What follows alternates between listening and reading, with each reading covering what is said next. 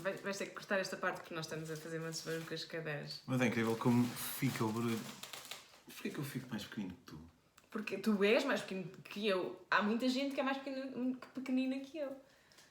Quantas pessoas? Bastantes pessoas, mas a questão é que não é da altura, mas é que eu sou uma mulher grande para a típica mulher. E és uma grande mulher. Sou uma grande mulher, claro que sim. Isto são umas bloopers depois, não és? Não és blooper, é um outtake, talvez. Talvez. Espera aí. Ok. Olá, bem-vindos a mais um episódio de Os Meus Amigos, um programa em que eu discuto literatura, cinema, séries, história, várias coisas, com pessoas que realmente possam ter algum tipo de especialidade na referida área. A nossa especialista de séries é aqui a Catarina. Sim, eu estava a tocar nela, mas a Catarina está isolada, eu fiz um teste há pouco tempo, estava negativo, portanto não me chateiem, por favor. E a Catarina hoje vai-nos falar de... I May Destroy You. I May Destroy You, que eu acho que é a primeira... Não, Fleabag também nunca tinha ouvido falar. Ia dizer que era a primeira vez que falavas de algo acerca do qual eu nunca tinha sequer ouvido falar. Mas vamos. Eu escolhi I May Destroy You para falarmos hoje porque foi há muito pouco tempo que foram conhecidas as nomeações para os Globos de Ouro das séries, do cinema, da indústria cinematográfica. Globos de Ouro ou os Emmys? Os Golden Globes, que tem cinema e tem séries também, incluem nos seus prémios. E I May Destroy You foi uma série daquelas que recebeu uma ignorância total das pessoas que nomeiam, que neste caso é a Associação de Imprensa Estrangeira de Hollywood. Não percebo bem isso. Eles são estrangeiros ou focam-se no estrangeiro? Não, eles são estrangeiros. É Hollywood Foreign Press. É, exatamente. Eles são estrangeiros e trabalham em Hollywood. E esta foi uma cerimónia que recebeu muitas... que sofreu algumas transformações ao longo do tempo e que uma delas foi... pronto, ao longo do tempo foi também crescendo. E uma delas foi esta de incluir grandes... séries, grandes filmes, grandes nomes dos seriados televisivos, que era uma coisa que não era muito frequente. Seriados brasileiros. Os seriados televisivos, porque se fossem na rádio, por exemplo. E foi uma transformação, já foi há alguns anos, e é uma daquelas cerimónias que é um pouco considerada preditora dos Oscars. Nunca é, porque na verdade os Globos de Ouro são muito mais popzinho, sabes? Mas depois tem um comportamento bastante previsível até. Por exemplo, todas as séries nomeadas são normalmente reconhecidas, não necessariamente nomeadas, são reconhecidas na primeira temporada ou quando acabam. Portanto, dificilmente há uma repetição de... eu lembro-me, por exemplo, quando havia The Good Wife, eles foram... a atriz principal, não me recordo do nome dela, ainda que gosto muito dela, ela foi galardoada com um Globo de Ouro e ela própria disse isso na Passadeira Vermelha uns anos mais tarde. Então, e acha que este ano vai voltar a receber? E ela disse, não, isto normalmente só acontece uma vez na vida, porque realmente, historicamente... Contrariamente aos Emmys, por exemplo. Exatamente, os Emmys podem serem repetidos, os Globos de Ouro não. E estou a falar de I May Destroy You porque é uma série que realmente acaba contigo. HBO, Netflix? HBO, pelo menos eu vi na HBO. A verdade é uma produção inglesa, portanto posso estar a incorrer aqui em algum erro, mas está na HBO.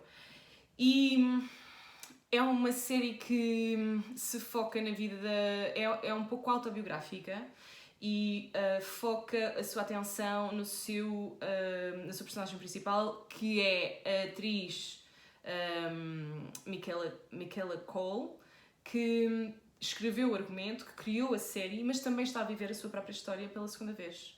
E esta é uma história... Está a viver a sua própria história como? Exatamente, ao longo da série está a vivê-la pela segunda vez porque ela já a viveu na vida real. Sei. Então, ela é guionista, argumentista, portanto, trabalha muito na área nas séries, mas também é poeta e também é escritora e também é atriz. E ela teve uma série É conhecida, que foi... Michaela Coel Thorne. Talvez não reconheças pelo nome só. É uma atriz negra e tem uma fisionomia bastante, eu diria, inesquecível. Eu acho-a muito bonita, mas depois os gostos. E ela tem uma série anterior que se chama Chewing Gum e foi um grande sucesso na UK. E ela passa por um período de writer's block, portanto, bloqueio de escritor. E a série No começa... Chewing Gum ou nessa aqui? Depois do Chewing Gum, na vida real, ela passa por um período de writer's block. E a série aqui, no piloto de I May Destroy You, começa com... Ela, tu sabes, ficas a saber que ela é escritora, que está com um bloqueio de escritor e que no dia seguinte tem uma reunião muito importante com os seus editores e com os seus publishers, não sei se é editora em português. E depois ela está tão nervosa em relação a isto, porque ela não tem nada escrito, porque tem muito pouco material para lhe apresentar, e vai sair à noite. Porque, entretanto, está perdido por 100, perdido por 1000. E no dia seguinte vai à reunião e está completamente desmazelada, uma t-shirt super suja, bebe imenso e a dada altura... Bebe para ir para... Não, bebe na festa não, na saída com os amigos, mas a dada altura, se não estou em erro, há alguma droga à mistura, eu acho que é MD. Bom, há uma droga deste género à mistura. E no dia seguinte ela está KO, acho que, se não estou em erro, acho que até tem vestígios de vómito por cima dela, é assim uma coisa mesmo... E os seus editores dizem-lhe, bem, Arabella, que é o nome do personagem, acho que temos aqui um problema. Ela, não, mas eu já pensei, o meu próximo livro vai ser sobre isto. Portanto, ela transporta a sua experiência em que o Chewing Gum foi um êxito, ela está com um writer's block e então agora não sabe o que fazer em relação à sua vida futura. E na série ela teve um livro que é um sucesso e neste momento está com um writer's block e portanto transporta assim um pouco... um pouco familiar. É, curioso. Espera só para saberes, porque aqui passa a não ser familiar. Eu estava a falar de Californicas. Ela começa a ter flashes da noite em que saiu com os seus amigos e começa a perceber que foi violada. E toda a série, toda a temporada, são 13 episódios, se não estou em erro, 13, é à volta desta experiência dela. E o que eu acho mais incrível é que, além da sua própria atuação, da atriz, da Michaela Coel, que é brilhante, também porque é muito dentro, não é? Também, provavelmente, ela foi buscar muito à sua experiência. Então, e isto aconteceu na vida dela. É também a forma como depois ela vai lidando com isto. Primeiro ela entra em negação, ela começa a... Não, eu sonhei isto e depois também há muito... a relação dela com a melhor amiga, com o melhor amigo, que é um homem gay e que passa por uma situação relativamente parecida, e também as diferenças do que é tu ires à polícia com a história da própria Arabella, que ela não se lembra de nada, ou se lembra muito pouco, e depois o próprio amigo que passa por uma situação...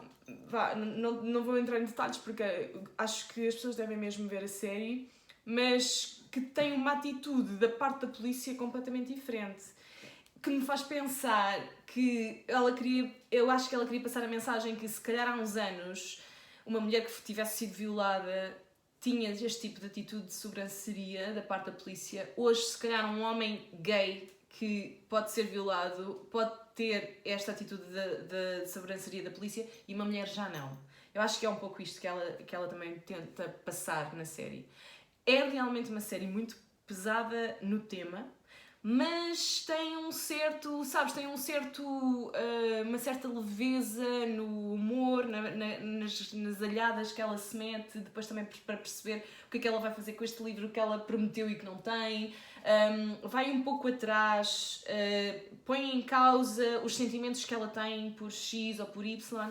Aprendi nesta série que não sabia, desde já posso dizer que aprendi nesta série que há uma espécie de agressão sexual que é um homem que te diz, a ti não, mas a mim diria, vira-te, portanto, durante o ato sexual, um one night stand diz a uma mulher vira-te e quando ela se vira, ele tira o preservativo e continua. Sim.